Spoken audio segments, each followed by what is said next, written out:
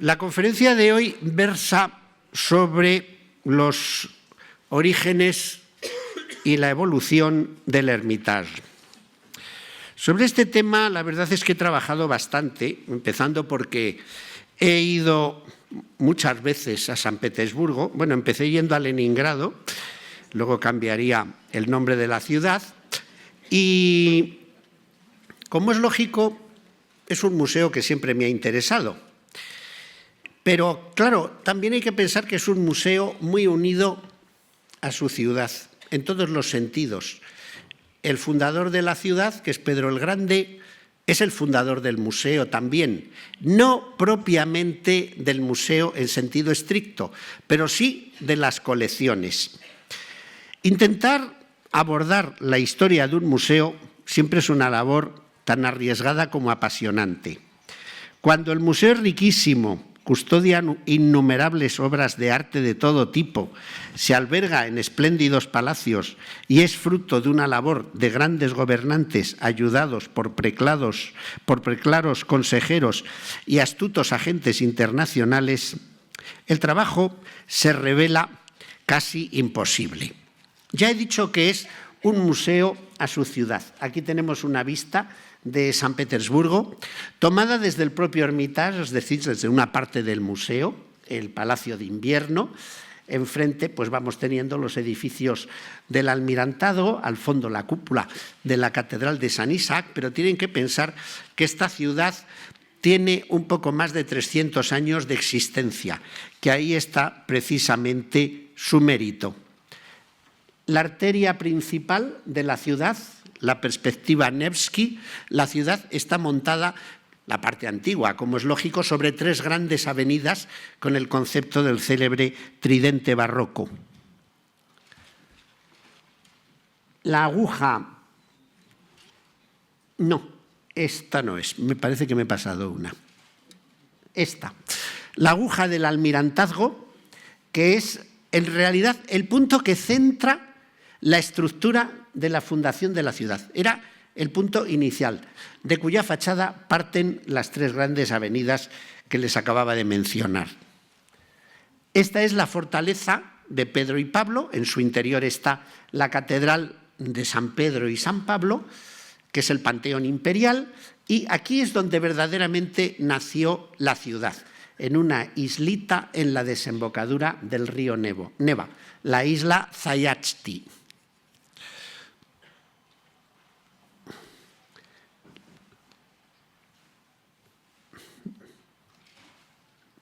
La enorme catedral de San Isaac del siglo XIX, que se encuentra también en la parte antigua de la ciudad, porque la ciudad se ha extendido mucho más allá, como es natural, del lugar inicial y se ha ampliado extraordinariamente, aunque llama un poco la atención si se compara con otras muchas ciudades de Rusia que tienen su ciudadela y que tienen montículos cerca. Aquí, en cambio, es todo llano. Desde lo alto de la cúpula de la Catedral de San Isaac, la vista se extiende por una inmensa llanura. Es la llanura de la desembocadura del río Neva que une el lago Ládoga con el Golfo de Finlandia. Aquí tenemos uno de los muchos palacios de la ciudad, el Palacio de Mármol de los príncipes Orlov, o el Palacio Lobanov-Rostovsky. Bien, es una ciudad de inmensos palacios, de colosales edificios, y piensen que cuando la funda Pedro el Grande no existía nada, no había un edificio precedente. Ya saben ustedes que si se compara con Madrid, Madrid pues fue capital a partir de Felipe II en el año 1561, pero antes existía una población, antes había un castillo, y luego las excavaciones pues, nos han demostrado que fue un importante yacimiento prehistórico. Es decir, que había algo. En la desembocadura del Neva no había nada. Nieve, barro, marisma, hielo, nada más. Y ahí se alzó lo que es hoy una de las ciudades más bellas del mundo. Si por último escogemos para el tema el Hermitage de la imponente San Petersburgo, capital de los zares de todas las Rusias, no puede hacerse más que una brevísima introducción en el reducido tiempo de que disponemos. Como por otra parte, la historia del museo, dije antes, está estrechamente unida a la de su ciudad y a la de su país, tanto en los aspectos más generales como en los más concretos. La ciudad, como he dicho, fue fundada por Pedro el Grande, capital de un inmenso imperio hasta 1917. La revolución y la toma del Palacio de Invierno como fin de una época y comienzo de otra, los cañones del crucero Aurora disparando contra el edificio cambian el curso de la historia, no podemos por menos de aludir todo ello. Aquí tenemos a Pedro el Grande en un mosaico del año 1754 que se guarda en el Hermitage. Y aquí vemos anclado en un muelle el crucero Aurora, que fue uno de los que se salvó de la batalla de Tsushima en la guerra con Japón y luego fue el barco revolucionario que disparó sus cañones contra el Palacio de Invierno.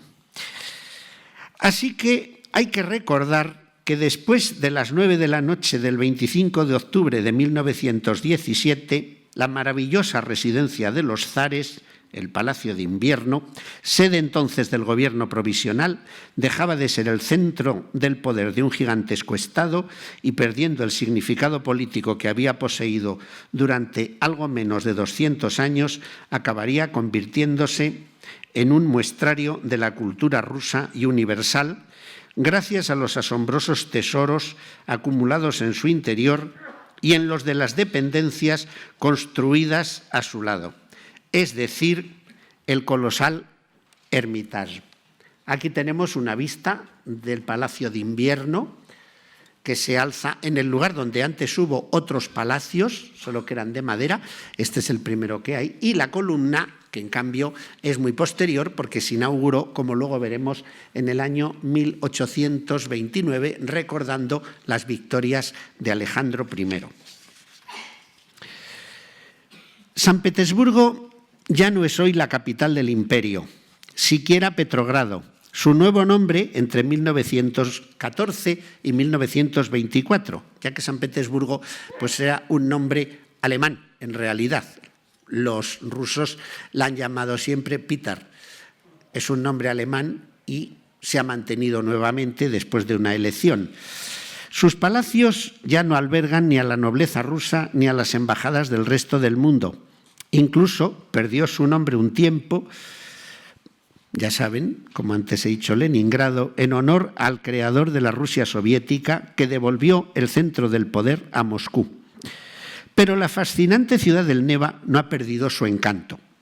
Quizá la melancolía de sus canales, plazas, palacios, catedrales e iglesias planea demasiado sobre ella, recordando su prestigioso pasado. Así, para no olvidarnos de nada de ello, hemos de comenzar la historia en esos pantanos que circundaban la desembocadura del Neva, en el Báltico, y pensar en la gigantesca figura de Pedro el Grande definiendo la construcción de su capital desde 1703 hasta su muerte en 1725. Este es el Palacio de Anichkov, uno de sus puentes, el de Anichkov. Aquí vivía la madre del último zar, la zarina, la emperatriz María, y lo que sorprende es que de ese lugar, de la nada, surgió esa inmensa población con esa colección de gigantescos monumentos.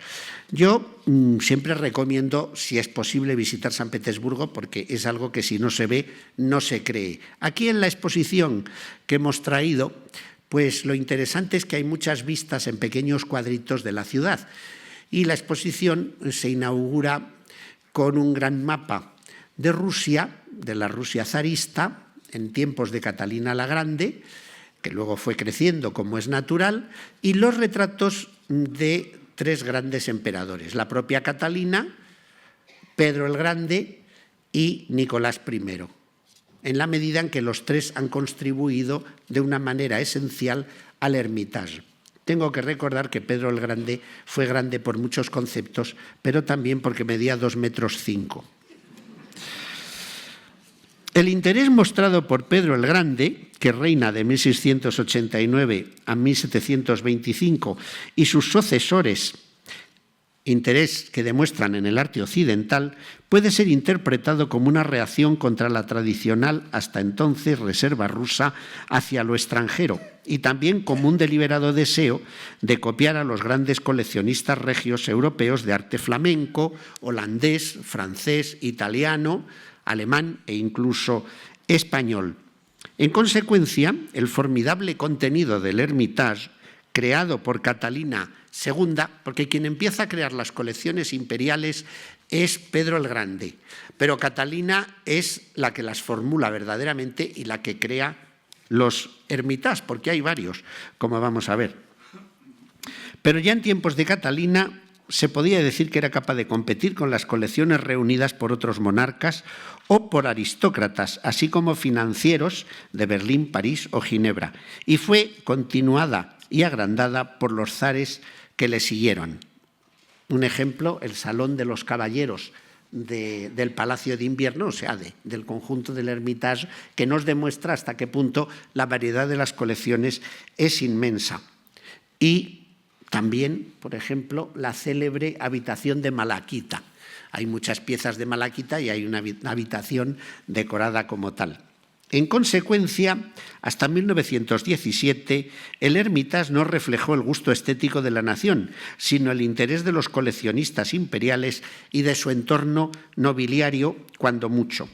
Después de la Revolución, su contenido se acrecentó al sumarle colecciones de nobles y burgueses y convirtiéndose en auténtico museo nacional, aunque su carácter ruso, pues no terminó de ajustarse y se consideró más un museo de tipo internacional, aunque tiene colecciones rusas, por supuesto, desde la pintura hasta la arqueología. Cuando la gente se pasea por nuestra exposición, pues se sorprenden de ver piezas muy dispares. Y esta es una reducidísima muestra de lo que guarda el espléndido Hermitage. Con toda la colección de pinturas ha seguido aumentando por medio de adquisiciones, incautaciones o legados, pero las pinturas llegadas durante los 200 años anteriores a 1917 son el verdadero núcleo, puesto que las aportaciones posteriores, aun siendo muy importantes, fueron comparativamente menores.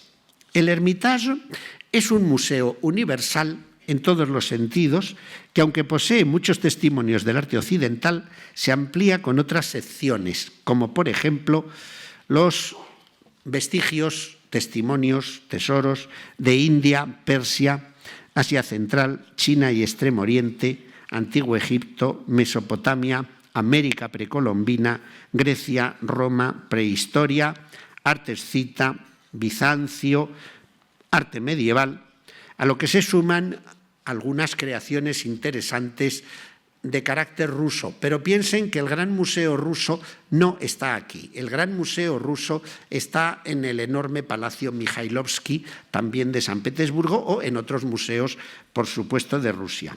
El público acude a contemplar también tapicería, joyas, marfiles, porcelanas, muebles, objetos de arte en general. Bueno, yo he conocido a dos directores, el director clásico Boris Piotrowski, padre del actual, de Mikhail Piotrowski, y cuando hemos estado hablando me decían, bueno, tenemos muchos proyectos, pero es que por ahora más o menos tenemos 24 kilómetros lineales en todo el conjunto. Luego, en cuanto a la cantidad de objetos de todo tipo que hay, yo he oído cifras tan dispares, pero tan exageradas, que se las puedo comentar, entre 1 millón y 3 millones de piezas.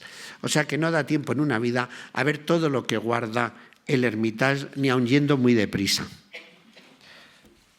Este, por ejemplo, es el llamado Salón de las Artes Decorativas Rusas. La pintura representa solo una fracción de las enormes riquezas del museo, como anteriormente he dicho. Y luego también hay una colección que se llama Pasado Histórico del Pueblo Ruso, que viene a ser una especie de museo de la guerra y un tributo a Pedro el Grande. Y aquí tenemos la imagen de Pedro el Grande, es un cuadro del siglo XIX, fundando San Petersburgo, allí a las orillas del Neva. El 27 de mayo de 1703, Pedro el Grande colocaba la primera piedra de San Petersburgo. Fortaleza, ciudad, residencia, puerto y ventana occidente, construida por y para las órdenes del zar. Se trasladaron familias a vivir allí. Se ordenó trasladar piedra, porque piedra no existía en esa zona.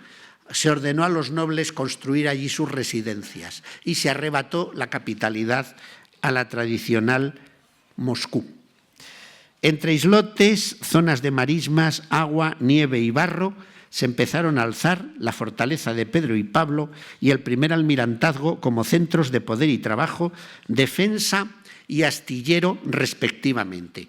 Porque si Pedro el Grande quería tener una capital hacia el exterior, también quería tener una gran flota comercial y de guerra. Aquí tenemos una imagen de Pedro el Grande más joven en un retrato de fines del siglo XVII. La vida de Pedro pasaría entre proyectos de obras, grandes construcciones, aunque él vivió en pequeños palacetes como el Palacio de Verano o los diferentes palacios de Peterhof frente al Golfo de Finlandia. Precisamente moriría en su ciudad, en un palacio sobre los muelles del Neva, junto al actual Hermitage, donde Catalina II construiría más tarde el teatro. Se ha dicho que fue esta soberana la auténtica creadora de las colecciones.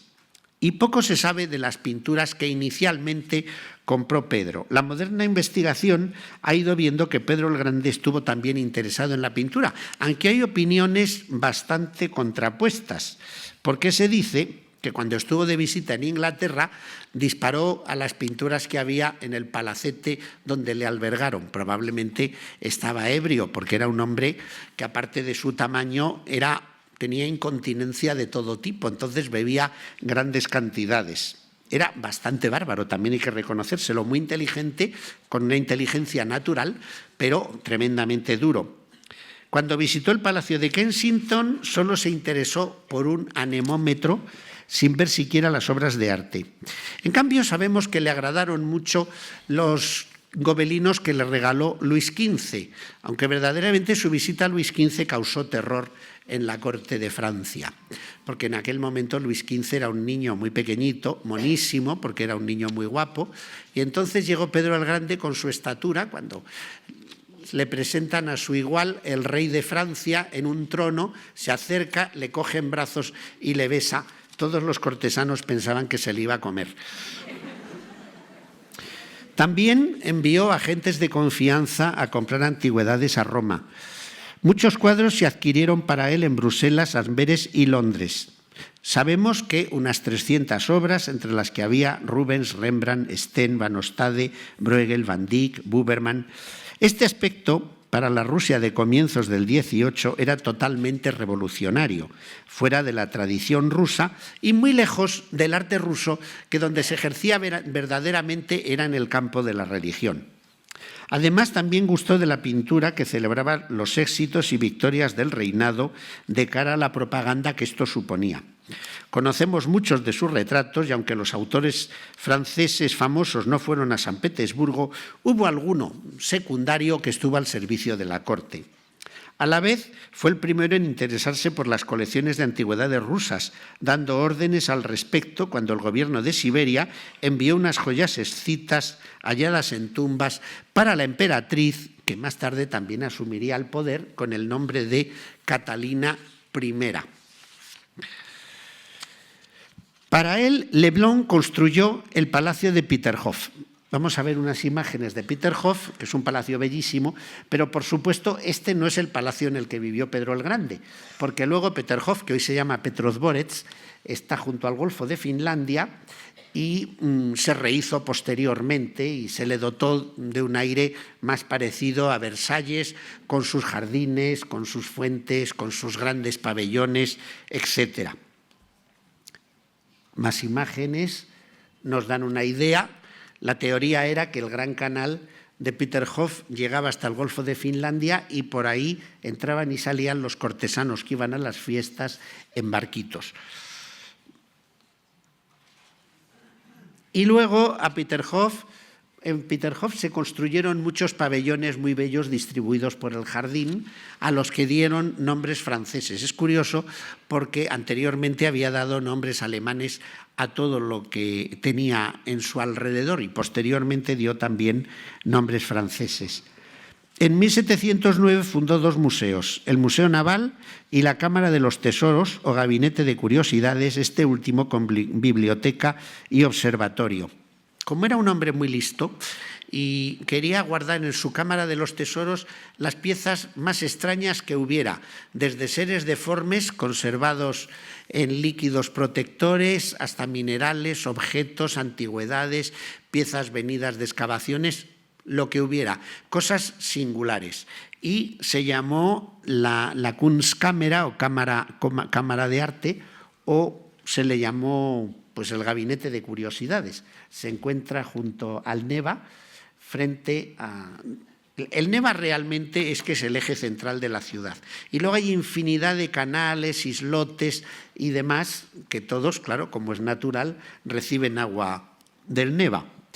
Así que, a partir de ahí, él quiso que el público visitase su museo.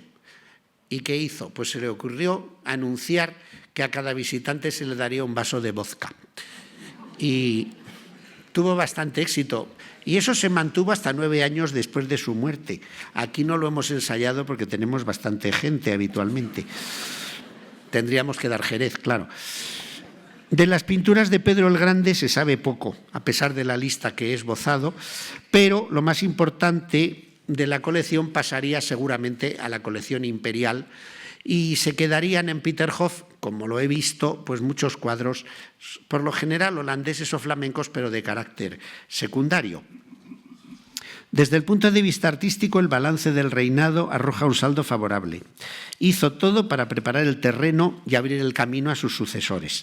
A la muerte del monarca en 1715 mediaron unos años de desórdenes y 4 emperadores y emperatrices reinaron. Catalina I, su esposa, de 1725 al 27, Pedro I, del 27 al 30, Ana I, del 30 al 40, e Iván VI, del 40 al 41, hasta el comienzo de la época de Isabel I, la hija menor de Pedro el Grande, que reinaría de 1741 a 1761.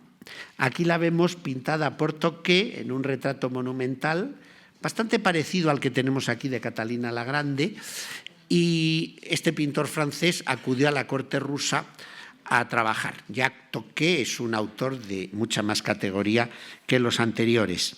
Así que podremos decir que el reinado de Isabel I es un amplio pórtico para el reinado de Catalina II, que llegaría de la muerte de Isabel I prácticamente hasta final del siglo XVIII.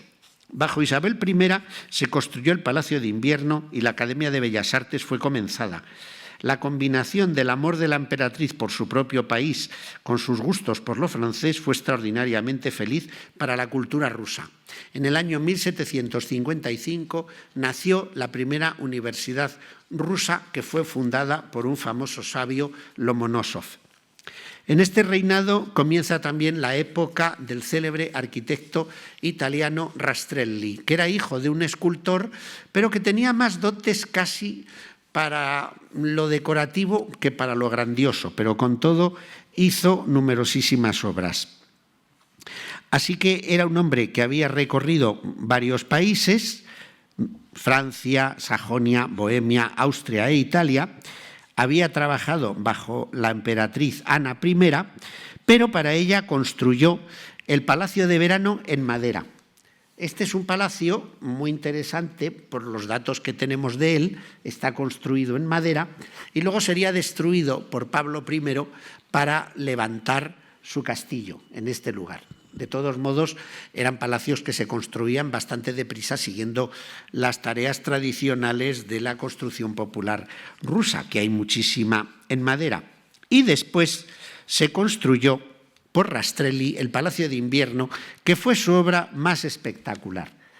Bueno, también Rastrelli levantó edificios en los que combinó lo occidental con lo ruso. Este es el célebre convento o instituto Smolny, muy interesante también, y está pintado en blanco y azul o verde agua, depende del momento en que se vea, y eso mismo lo hizo con el Hermitage, que luego cambiaría varias veces de color hasta adquirir nuevamente el suyo. Aquí tenemos lo que es el Palacio de Invierno, y el Palacio de Invierno se extiende a lo largo de este muelle del Neva, que se denomina en San Petersburgo el Muelle de los Palacios. Aquí está el Palacio de Invierno, a continuación viene el pequeño Hermitage, luego el viejo Hermitage, luego el teatro y a continuación muchos palacios de la familia imperial, porque Alejandro II compró los solares para construir palacios para sus hijos. Y ahí se han construido bastantes edificios hasta llegar al Palacio de Mármol de los Príncipes Orlov. Por eso lo llaman el Muelle de los Palacios. Es un muelle de granito rosa y lo que sorprende es que aquí únicamente había marisma en la época anterior a Pedro el Grande. Así que el palacio, que se incendió en 1837 y hubo que reconstruirlo nuevamente, pues se hizo con un tamaño desmesurado.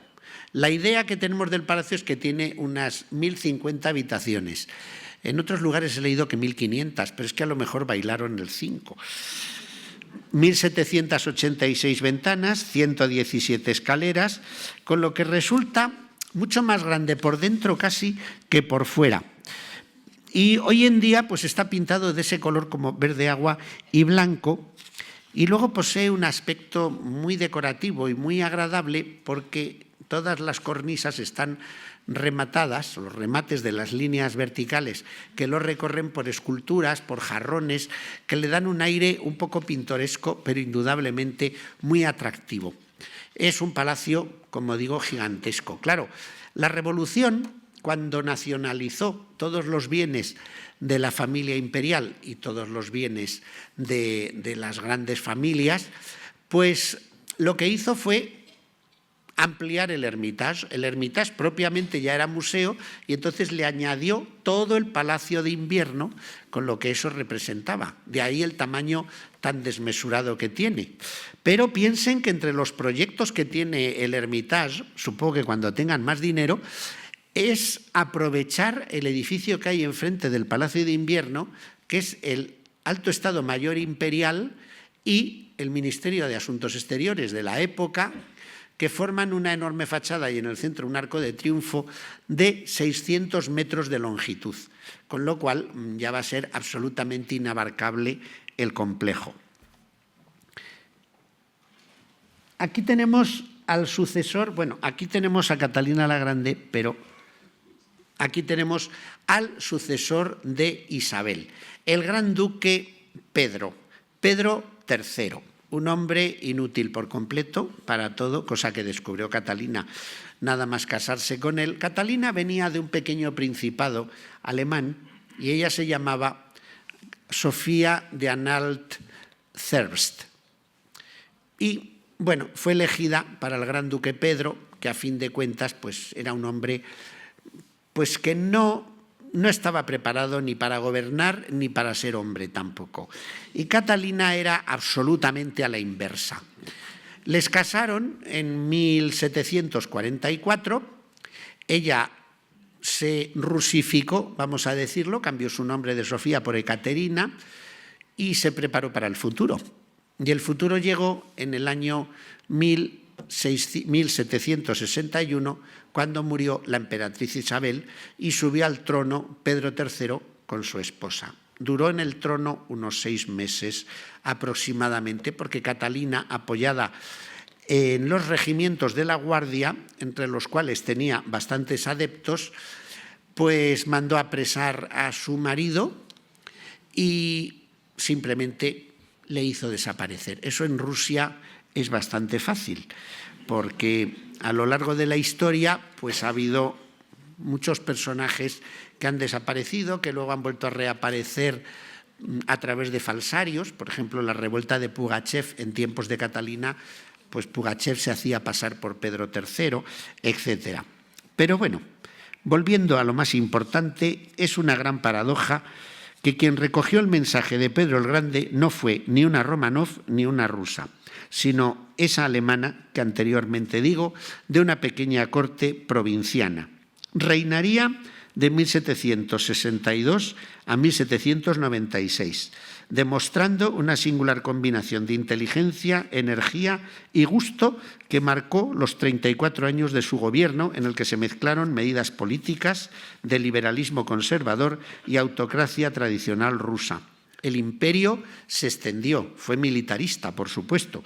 Sus opiniones fueron respetadas por Voltaire, Diderot, Grimm o Helvetius. Su carácter fue algo difícil de precisar, hecho de peculiares propósitos morales, era calculadora e instintiva, podía llegar a ser cruel y generosa, y conociendo la sabiduría de las luces de la época, de la Ilustración, y los principios filosóficos admirados siempre a nivel teórico y aplicados con extremada prudencia en lo práctico, fue el paradigma absoluto de déspota ilustrado del siglo XVIII. En lugar de traer sus retratos grandilocuentes, ya que aquí en la exposición tenemos uno muy espectacular, he preferido este de Borovikovsky, que está en la Galería Tretiakov de Moscú y que la muestra ya en una etapa bastante mayor, cuando podemos pensar que se había serenado un poco, puesto que sus peripecias fueron bastante notables. Y ya saben a qué peripecias me refiero. No me voy a convertir en Telecinco.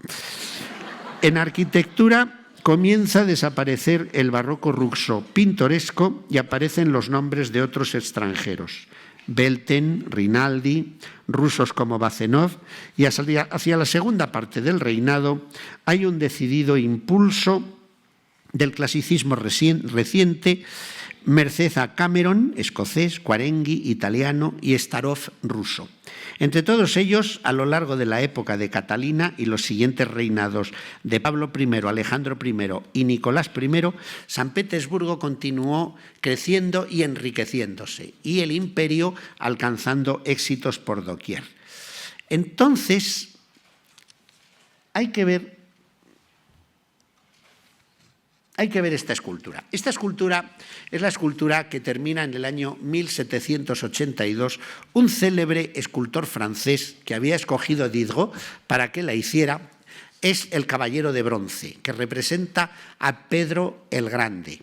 Pedro el Grande está elevado sobre una ola de piedra y la ola mira hacia sus permanentes enemigos, los suecos, a los que venció en la célebre batalla de Poltava, en la que murió el rey Carlos XII de Suecia. A los suecos les arrebató infinitos territorios y sobre todo les venció en las tierras donde había que vencerle, que eran los del norte. Entonces, Catalina la Grande, que como he dicho recogió la herencia de Pedro el Grande, aquí mandó escribir Pietro I, Caterina II, es decir, a Pedro I de Catalina II.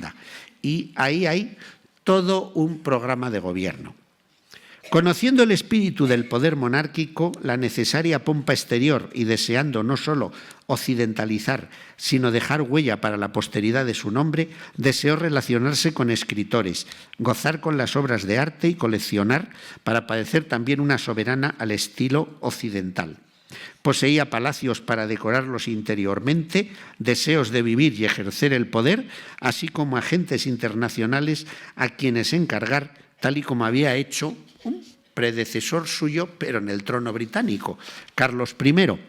Comenzó por obtener en 1763 un importante grupo de pinturas del marchante alemán Gozborski en Berlín, habitual proveedor de Federico el Grande, para quien había preparado un lote de pinturas excepcional. Pero los problemas de las guerras en los cuales estaba inmerso el célebre monarca prusiano le impidieron adquirir aquella colección, y allí había obras sobre todo de maestros holandeses y flamencos. Con los años, pues los maestros holandeses y flamencos se habían ido poniendo de moda. Pero claro, ya no había cuadros de Rafael, era muy difícil de encontrar y resultaban mucho más baratos los Rembrandt, cosas veredes, claro. Así que, por tanto, Entraron en las colecciones de Catalina varias piezas de Rembrandt, Frans Hals, Goltzius, van der Helst, Porbus, etc. Satisfecha con su primera adquisición y deseando sistematizar sus colecciones, se empezó a interesar en las ventas más famosas y en las testamentarías que había en los países extranjeros, con objeto de ampliar extraordinariamente la colección. Así que en 1765 el embajador en París, príncipe Dimitri Galitzin, conociendo la necesidad de Diderot en vender su biblioteca, se lo hizo saber a Catalina, quien la adquirió y pagó además un sueldo como bibliotecario al filósofo por 50 años. Este gesto dio fama a la emperatriz entre el mundo de los filósofos, quienes serían sus más activos consejeros en materias artísticas, empezando por el propio Diderot, que era crítico de arte. Entretanto, Galitzin siguió comprando obras para Catalina en ventas privadas y públicas. Entre 1766 y 68, nuevos Rembrandt y otros lienzos siguieron el camino de San Petersburgo, debidos a Metsu, Teniers, Van Ostade, Berghem, Watteau, Murillo, Dou, Van Loo, etc. Por entonces, Catalina mandó construir su Petit Hermitage. Este es el Hermitage oficial.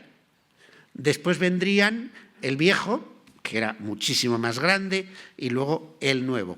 Pero este es el genuino. Se lo encargó al arquitecto Valin de la Motte y es un edificio muy clásico que contrasta con el edificio tan rococó de decoración de Rastrelli, que es el Palacio de Invierno. En 1769 adquirió Catalina la colección del conde Brühl, ministro todopoderoso del rey de Polonia y elector de Sajonia, que acababa de fallecer. 4 Rembrandt, 4 Ruysdael, 1 Ter Borch, 5 Van Ostade, 4 Mieris, 2 Watteau, 1 Poussin, 1 Valentin, 21 Bubermans, 3 Teniers, 6 Paul de Vos, 5 Rubens, varios italianos del 17 y 18, entre ellos los espléndidos Bellotto. Bellotto había trabajado para la corte de Sajonia y había pintado en Dresde y había pintado también en Varsovia, que es donde murió, pero pintó cuadros para el conde Brühl.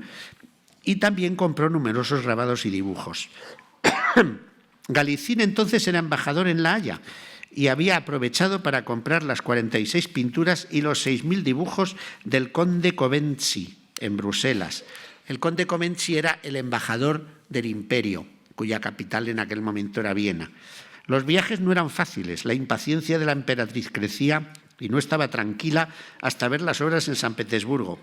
Anécdota triste fue la pérdida de la colección Brandkamp, que llegaba en una pequeña flotilla. El barco que trasladaba los cuadros se hundió en el Golfo de Finlandia. Únicamente se salvó un cuadro de Miñar, pero porque iba en otro barco.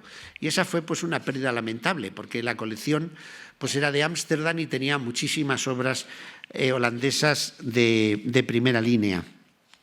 Además, Catalina, igual que Pedro, no solo coleccionaba pinturas, sino también objetos de todo tipo, en especial esculturas clásicas, antigüedades, obras renacentistas, etc. Cuando ella compró la colección Tronchin de Ginebra, a principios de 1770, escribió a Voltaire y le dijo que había comprado esa colección, pero que al llegar los cuadros a San Petersburgo le habían parecido caros y que no le había molestado, pues por cierto grado de pudor, no le quiso molestar para preguntarle ni pedirle que la viese. Pero bueno, se quedó muy contenta. Luego se vio con el tiempo que la colección de Tronchin pues había sido una buena compra, como tantas compras que hizo colosales. Y el hermano de Tronchin le escribió al propio coleccionista: Diderot me ha dicho que todo el mundo está encantado en San Petersburgo con la colección adquirida y que ninguno de los cuadros es inferior al precio que se había dicho. Por otra parte, el príncipe Galitzin escribió a su vez: la emperatriz ha recibido los cuadros y está muy satisfecha. Muy pronto mandaría construir un nuevo edificio, el llamado y viejo Hermitage, obra de Felten, entre 1775 y 84, con lo que el conjunto de los edificios imperiales, partiendo del comienzo del Palacio de Invierno, se alargaba más y más sobre el muelle del Neva. Y aquí tienen esta imagen que nos muestra de derecha a izquierda el Palacio de Invierno, el Petit Hermitage o Hermitage genuino, el Gran Hermitage o Viejo Hermitage y el teatro, que se construiría después y que están unidos por un puente que une el Viejo Hermitage con el teatro sobre lo que se llama el Canal de Invierno. De todos modos, ella tenía muchos edificios a su disposición y, por ejemplo, Rastrelli había comenzado a construir en Tsarskoye Selo, que era el lugar de residencia de la familia imperial fuera de San Petersburgo. Tenían más sitios, pero les gustaba mucho Tsarskoye Selo, que su nombre quiere decir la aldea del zar, y construyó el inmenso palacio Catalina, que es verdaderamente bellísimo, y está en la línea de las construcciones del Palacio de Invierno. Desde luego, Tronchin fue muy bien considerado, puesto que mantuvo excelentes relaciones con la corte rusa, ya que en ese año del 71, habiendo sabido por su hermano que los herederos del barón de Thiers vendían en París su célebre colección, avisó a Diderot que estaba en San Petersburgo. El filósofo incitó a Catalina a comprar toda la colección. Las negociaciones fueron largas y difíciles y Tronchin fue llamado como experto haciendo el inventario de las pinturas con unos estudios bastante ajustados. Así que al final la colección salió de Francia. El rey de Francia, que a la sazón era Luis XV, no la pudo comprar porque costaba muchísimo dinero, pero Catalina lo poseía y entonces se pagó por la colección en julio de 1772 460.000 libras. Entre las obras maestras había 2 Rafael, un Giorgione, 2 Tiziano, un Fra Bartolomeo, 12 Rubens, 7 Van Dyck, 8 Rembrandt, 4 Veronese y un Schiavone. Bueno, claro, yo hablo de colecciones conocidas, pero mientras tanto entraban bastantes piezas sueltas a la colección del Hermitage. Se encargaban colecciones de todo tipo. Por ejemplo, en las cristalerías de Bohemia se encargó una vajilla, una cristalería fabulosa, pero tan gigantesca, que cuando llegó a San Petersburgo decidieron que eran demasiados las piezas y vendieron una parte. Y yo, en una casa de privilegiados rusos de Moscú, he bebido en vasos de la cristalería de Catalina la Grande, que sus antepasados los habían comprado. Varios cuadros italianos también, de Fetti, Mancini, Carracci, Cima de Conegliano, Tibaldi. Y como es natural, una colección que venía de París tenía muchos franceses: Watteau, Bourdon, Chardin, Claudio de Lorena, Lancret, Largillière, Lenain, Subleras, Poussin. Después llegarían las adquisiciones de las colecciones del marqués de Conflans, del duque de Choiseul, donde entró un célebre Murillo, el niño con perro, etc. Y claro, ya empezó Catalina a pensar que necesitaba un catálogo. Y llegó Diderot, que se pasó unos meses en San Petersburgo para ver todo lo que se había comprado.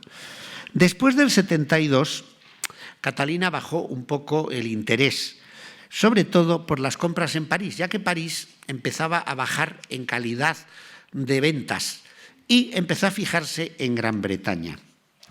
Entre 1778 y 85 se copiaron en Roma las logias de Rafael por bastantes artistas que habían ido a Roma a trabajar bajo la dirección de Unterberger y se montaron en esta espléndida galería que mira al Neva. O sea, que aquí están las logias de Rafael, pero en su versión rusa. Con todo, Catalina no se detenía en su acrecentamiento de piezas. A la muerte de Voltaire compró su gran biblioteca y albergó su estatua por Houdon en San Petersburgo. Si ya la venta anterior de París había sido un auténtico escándalo por todo lo que había conseguido, decidió que iba a comprar otra colección que la ofrecieron, la colección de la familia Walpole. Sir Robert Walpole había sido ministro y proveedor del ejército en los reinados de Jorge I y Jorge II. Había levantado un palacio imponente que se conserva hoy en día y que lo tienen sus descendientes, que se llama Otton Hall. Y allí fue reuniendo su colección. El rey le dio el título de conde de Orford y su nieto vendió la colección. El nieto pasaba por ser, en la corte de Londres, el joven más arruinado de Inglaterra. hasta que al final vendió la colección. Eso supuso un escándalo que hasta intervino el Parlamento, porque los grandes pintores de la corte británica la tenían echado el ojo a la colección que había en Norton Hall, la colección Walpole, porque querían crear una galería nacional, que tardaría mucho tiempo. No se fundaría hasta 1823, que es la actual Galería Nacional de Londres. Y esa colección podía haber sido el espléndido núcleo de la Galería Nacional. Pues acabó en San Petersburgo y muy bien pagada por Catalina, con lo cual aquel joven arruinado, el cuarto conde de Oxford, salió del problema. Y hay que reconocer que las obras maestras que llegaron a San Petersburgo fueron espectaculares. Fue una masa de piezas impresionantes de todas las escuelas con los nombres más importantes. En 1785 el inventario de las colecciones de Catalina alcanzaba ya 2.658 pinturas. En el 87 finalizaba el teatro. Vamos a ver.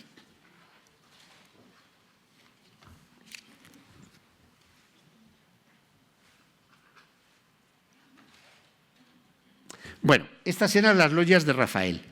Aquí tenemos la célebre escultura de Voltaire por Houdon.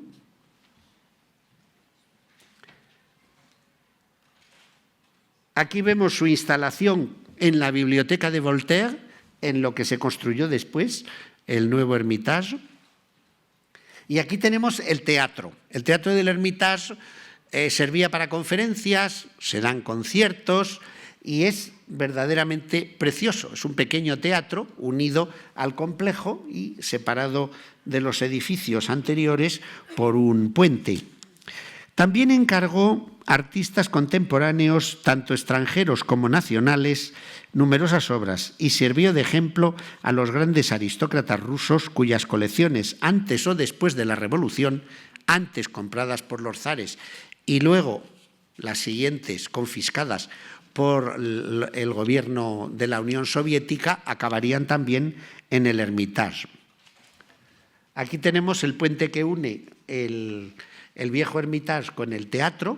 Este es el Canal de Invierno. Y luego casi toda la nobleza titulada pues tenía palacios gigantescos. Por ejemplo, este es el Palacio Stroganov, que está en la perspectiva Nevsky, sobre el canal del Fontanka, también hace esquina. Y luego aquí se albergaba una de las colecciones más espectaculares de San Petersburgo, que fue confiscada después de la Revolución. Este es el Palacio Yusupov, donde tuvo lugar el asesinato de Rasputín. Los Yusupov llegaron a tener antes de la Revolución 20 palacios en toda Rusia y eran más ricos que los zares, para hacernos una idea. Así que de los grandes palacios, pues las grandes familias, los Galitzin, Shuvalov, Stroganov, Bieloselsky, Koganov, Yusupov, Sheremetyev, Demidov, etc. Muchos de ellos pues compraban también en París, o sea, imitaban a la corte y reunieron colecciones espectaculares. Con todo, las galerías seguían siendo privadas y, de hecho, pocas personas eran admitidas a contemplar las obras, aspecto del que participaba ampliamente la colección imperial. El general Betsky, que era uno de los consejeros de la emperatriz, daba el permiso como intendente y así podían verse extranjeros, coleccionistas rusos, estudiantes con sus profesores, pero muy poca gente más. O sea, no eran museos abiertos al público. Cuando la emperatriz muere, sube al trono su hijo Pablo I, que tuvo un corto reinado, reinó al año 1796 a 1801 y murió estrangulado en una conjura. Siempre se ha dicho que estuvo dirigida por su hijo, pero nunca se ha podido probar. No fue un gran coleccionista, solo compró en principio 5 cuadros de Vernet para el Hermitage y abandonó el Palacio de Invierno y prefería vivir en el Palacio de Pavlovsk, que lo había hecho Cameron, y lo habían decorado toda una serie de maestros también, y otros palacios como el Palacio de Gatchina, que es un palacio donde ha vivido la familia imperial, sobre todo era el sitio predilecto de Alejandro III, o el gran palacio Mikhailovsky, que delante tiene hoy la estatua de Pushkin, porque el Palacio Mikhailovsky lo que tiene es el Gran Museo Ruso. Es uno de los museos más atractivos de San Petersburgo fuera del Hermitage. Así que puede decirse que este hombre, que además tenía una formación bastante europea, puesto que había viajado en 1781 con el título de Conde del Norte por Europa, y en Roma le impresionó tanto San Pedro que quiso tener su San Pedro del Vaticano en San Petersburgo, y así mandaría a comenzar las obras de la gran catedral de Nuestra Señora de Kazán. Hoy en día se ha devuelto al culto, pero cuando yo estuve en el año 1974 era el Museo del Ateísmo, con lo cual se demostraba que la religión existe, claro, y Dios, por supuesto. Un museo del ateísmo ya se sabe. Y también visitó estudios en París, ya digo que utilizó ese título como Conde del Norte, y reinó poco tiempo, como he dicho, pero en esa época entró una colección muy importante, la del rey Estanislao Augusto, el último rey de Polonia, Stanislao Poniatowski, que fue un gran coleccionista también. Pues esa colección, Polonia para entonces ya no existía, se había dividido entre Prusia, Rusia y Austria, y la colección de este último rey, que había sido un protegido de Catalina la Grande, pasó a engrosar las colecciones imperiales. Luego hubo una desgracia, como las que acontecen en el mundo del coleccionismo, que se incendió Pavlovsk y se perdieron algunas obras importantes. Después sube al trono Alejandro I. Alejandro I le conocemos todos porque es el vencedor de Napoleón, es el monarca que aparece muy a menudo en textos, etc., y tuvo un reinado de 24 años, de 1801 a 1824. La historia de su muerte se envuelve en las brumas del misterio, y cuando la revolución abrió su tumba en la fortaleza de Pedro y Pablo, la encontró vacía. No digo nada más. El caso es que los consejeros que tuvo fueron muy importantes, y entre ellos estaría un director del recién creado Museo del Louvre, Vivant Denon. Compró mucho, comenzando en su propia capital, que adquirió colecciones privadas y de comerciantes, sobre todo obras francesas, de Vernet, de Marne, Bilcock. En Roma, en la venta del príncipe Giustiniani, un Caravaggio y una espada. En París fue comprando más cosas. Las guerras napoleónicas dificultaron las compras, pero cuando fue derrotado el Gran Corso, Alejandro I, que entró triunfante en París y conoció a la ex emperatriz Josefina, a la primera esposa de Napoleón, le compró una parte importante de su colección. También compró en Ámsterdam la del banquero Coesveld, con gran número de obras españolas, producto muchas de los saqueos en la península. Piensen que en la colección imperial entraron 74 cuadros españoles entre 1814 y 1815, del Greco, Pereda, Puga, Ribalta, el conde duque de Olivares pintado por Velázquez, Zurbarán. Nuevas colecciones se adquirieron después, y a partir de 1817 el príncipe Trubetskoy viajó por Francia e Italia y, ayudado por Vivant Denon, compró gran número de piezas de primer orden para las colecciones. Durante su reinado también se adquirieron muchas otras pinturas o se encargaron autores rusos, a la vez que se iniciaron muchos grandes monumentos cercanos al Palacio de Invierno. Y aquí tenemos algo interesante. Este es el esquema del Palacio de Invierno. En la enorme plaza, la columna se inauguraría en 1829. Observen el edificio que hay enfrente del palacio, que es el Estado Mayor Imperial y el Ministerio de Asuntos Exteriores. O sea, esta es la localización del conjunto. Así que, mediante este esquema, nos hacemos idea de las dimensiones de los edificios que se emprendieron bajo Alejandro I. Y sube al trono Nicolás I, que reinará de 1825 a 1855. Al comienzo de su reinado sufrirá una primera revolución que sofocará y enviará a todos los que se habían levantado contra él a Rusia, y en 1755 muere en medio de la catástrofe que supuso para Rusia la guerra de Crimea, cuando una coalición anglo-francesa saboyana ayudó al Imperio turco, penetró en el Mar Negro y saqueó algunas ciudades rusas, entre ellas la célebre de Sebastopol. Así terminaría el reinado. Pero fue el hombre que transformó las colecciones privadas en un museo público. Aquí tenemos la inauguración de la gran columna de Alejandro, con todos los regimientos dispuestos y demás. Observen el espléndido espacio que tiene esta zona de San Petersburgo. Y en el primer año de su reinado inauguró las salas en el Hermitage del Museo Nacional de la Guerra. La gran sala dedicada a los 332 generales rusos que participaron en las guerras napoleónicas está presidida por un retrato a caballo al fondo de Alejandro I. Y fue el que concluyó los grandes monumentos iniciados en tiempos de Alejandro I, quedando constituido el espacio exterior del Palacio de Invierno. Pero este se incendió y ardió todo su interior en 1837, y el zar ordenó reconstruirlo, y se reconstruyó en un estilo menos rococó, algo más clasicista, pero de decoración decimonónica un poco pesada y pomposa, como le gustaba a Nicolás I. Nicolás I amplió la colección de una manera grande, pero también cometió muchas barbaridades, porque ordenó clasificar los cuadros en obras maestras, cuadros importantes, menos importantes, cuadros secundarios y cuadros muy poco interesantes.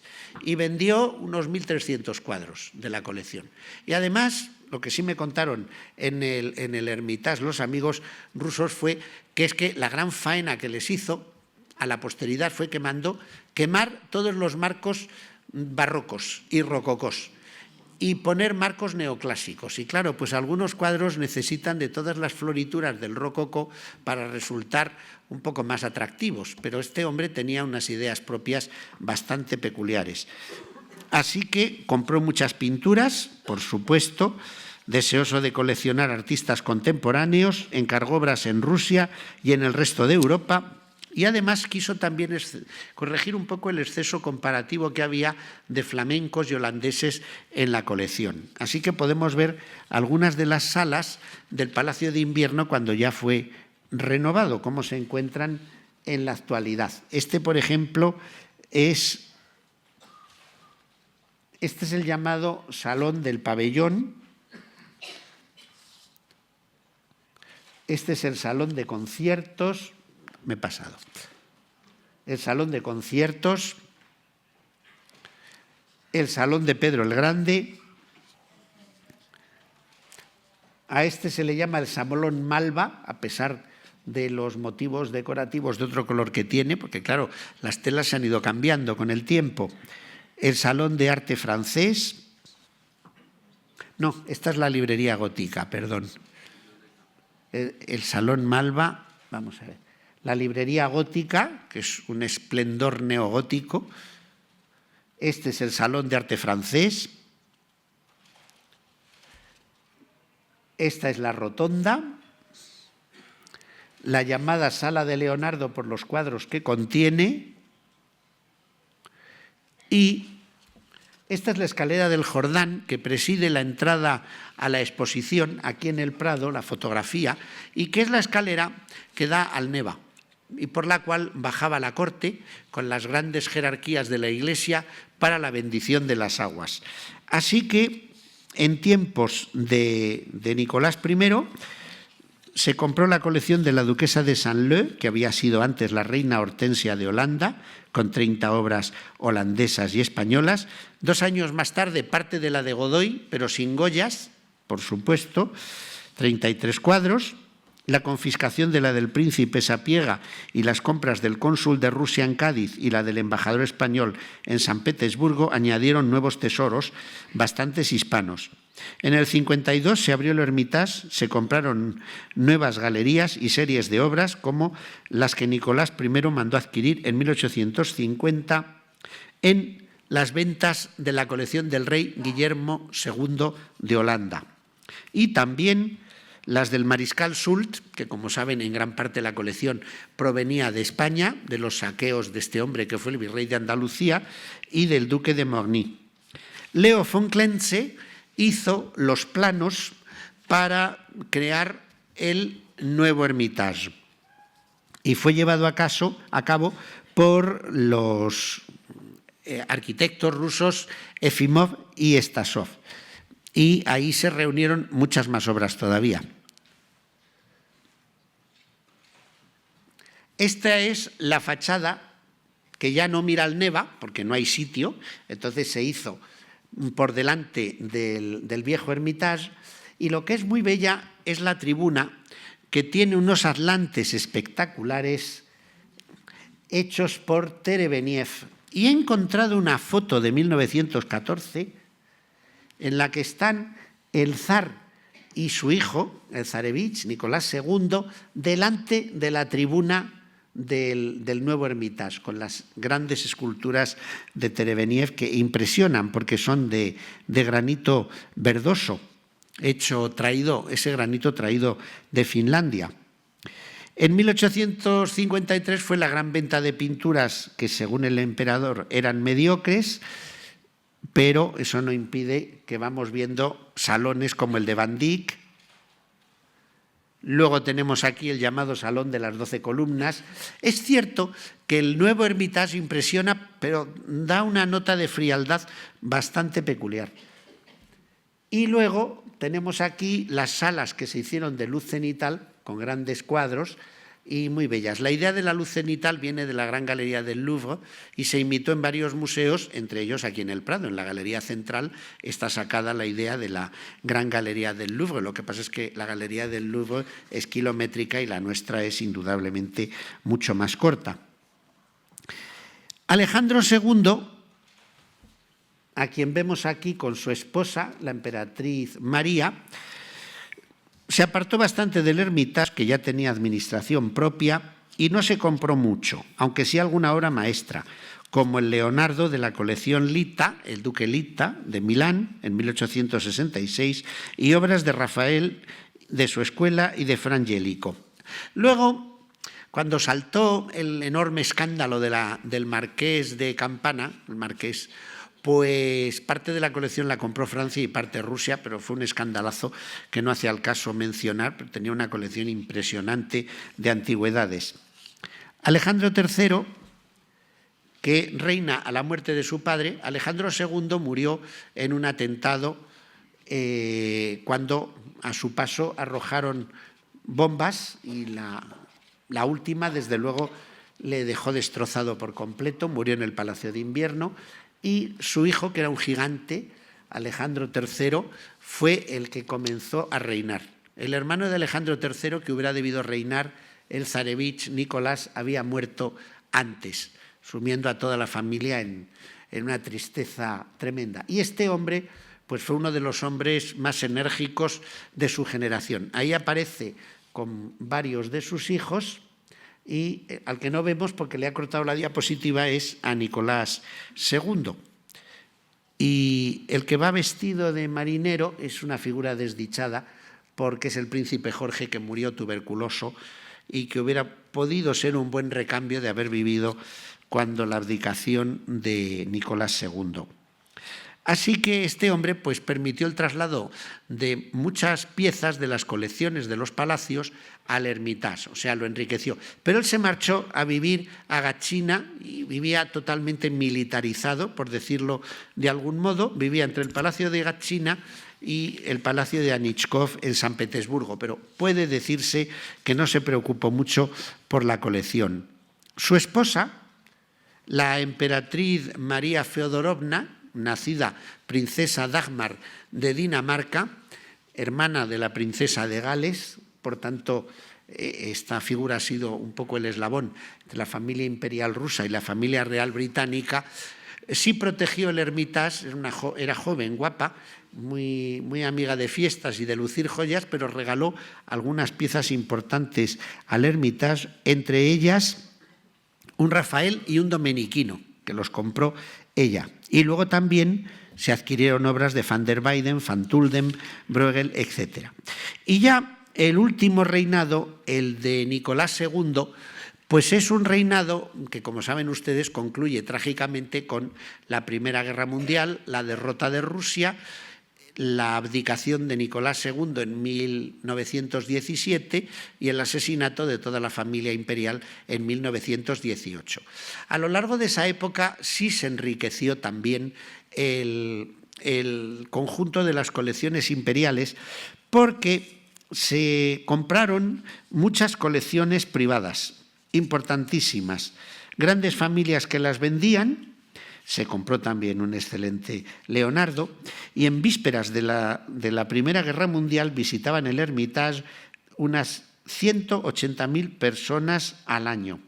Y había excursiones de trabajadores y excursiones de grupos escolares. O sea, desde 1852 en adelante, como el Hermitage ya tenía administración propia, se fue abriendo cada vez más, y pudo ser contemplado en sus enormes colecciones por muchas más personas. Pero claro, después de la Revolución de Octubre, el Hermitage cambia por completo. Todas las propiedades imperiales son nacionalizadas, se llevan piezas del Hermitage para enriquecer el Museo Pushkin de Moscú, porque Moscú era la nueva capital y por tanto tenía que tener un museo digno.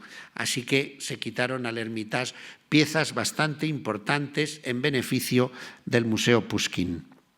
Con todo, vamos a ver piezas del Hermitage, pues aquí tenemos de Canova, las célebres Tres Gracias, aquí decapitadas, pero no lo están, el Camafeo Gonzaga, este sencillo pendiente que han visto ustedes en las vitrinas de la colección y que es una obra espléndida del siglo IV a.C., jarrones de jaspe, por ejemplo, este precioso pez de jaspe, pero vamos, estos son minucias al lado de lo que tiene la colección. Porque claro, la Revolución decidió que todo el Palacio de Invierno iba a ser museo también. Entonces el Palacio de Invierno estaba por completo puesto, porque era la residencia oficial en San Petersburgo de los zares. Digo oficial, que no familiar, porque el último zar prefería vivir en Tsarskoye Selo, en el Palacio Alejandro, que era un palacio incluso un poco más apartado, donde se encontraba tan a gusto con su mujer y con sus 5 hijos. Pero se dieron algunas grandes fiestas en el Palacio de Invierno, pero ya el Palacio de Invierno se había ido convirtiendo más en una especie de tesoro nacional que verdaderamente un palacio, y no vivían allí, no vivían. Cuando acontece el asalto del palacio, a mí me han contado que no se perdió tanto, porque claro, asaltar un palacio que está puesto, que está enteramente decorado con obras de arte, con piezas excepcionales, que lo que la gente robó fueron mantas, sábanas, ropa de cama, toallas, todo aquello que podía ser necesario. Sí se perdió alguna pieza, no cabe duda, pero no fue un asalto verdaderamente destructor. Lo que sí fue trágico para las colecciones fue que en los años 30 la Unión Soviética necesitaba numerario. Había muchas dificultades económicas de todo tipo y se empezaron a vender muchas obras de arte, vajillas completas, antiguas, esmaltes, joyas y sobre todo varios Rembrandt. O sea, hoy en día cuando se visita el Hermitage se ve que hay una colección de obras de Rembrandt que para nosotros la quisiéramos en el Prado, que solo tenemos uno. Pero los rusos vendieron bastantes Rembrandt. Vendieron un grupo importante al célebre Mellon. Mellon había sido el secretario de Finanzas de 4 presidentes de Estados Unidos y uno de los fundadores de la Galería Nacional de Washington, con lo cual fueron a parar allí esos. Como también hacía falta combustible, vendieron al célebre intermediario del petróleo, Gulbenkian, 2 soberbios Rembrandt que hoy están en el Museo Gulbenkian de Lisboa. Y también la Galería Nacional de Victoria, en Melbourne, en Australia, se benefició de los Rembrandt. Y joyas pues las hay en varios lugares, porque consideraban que la colección era tan grande, pero por ejemplo las grandes joyas de los zares, las coronas, todas las piezas de la consagración repartidas entre el Kremlin y sobre todo el enorme joyero de los zares del Palacio de Invierno se preservó y hoy en día se pueden visitar esas magníficas colecciones. Aquí tenemos al último zar rodeado por su familia. Y aquí se encuentra con su hijo, el zarevich.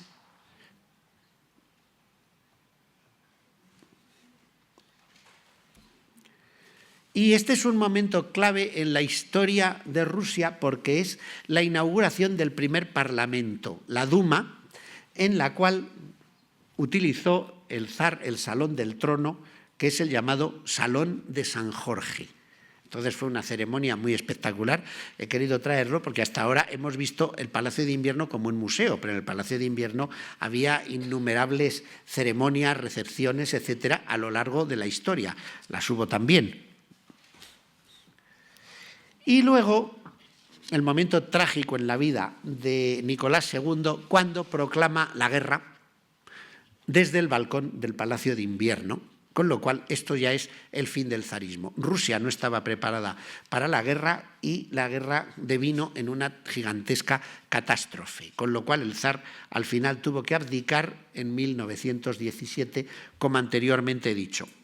Luego la historia del Hermitage fue bastante terrible, como la historia de San Petersburgo, porque en la Segunda Guerra Mundial el ejército alemán avanzó hasta los alrededores de San Petersburgo y sometió a la ciudad a un sitio de 900 días, en el que se llegó a practicar el canibalismo, en algunos casos.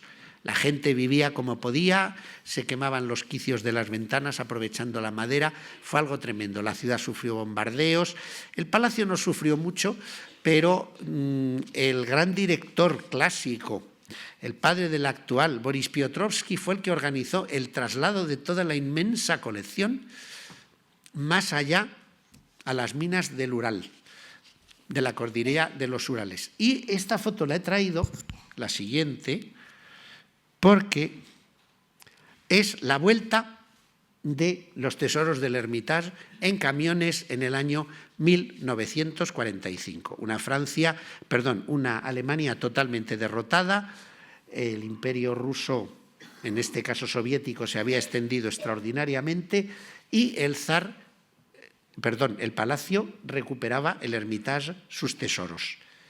Yo cuando conocí a Boris Piotrowski fue en el año 74 sentado en su mesa. Cuando 20 años después volví a San Petersburgo y me preguntó su hijo, el actual director, que qué me había impresionado más de San Petersburgo después de tanto tiempo sin volver, le dije, verle a usted sentado en la mesa de su padre. Era algo maravilloso. Pero queda una pequeña anécdota. En el Hermitage no había un Goya, y aquí tenemos la foto que nos dice que ya lo hay.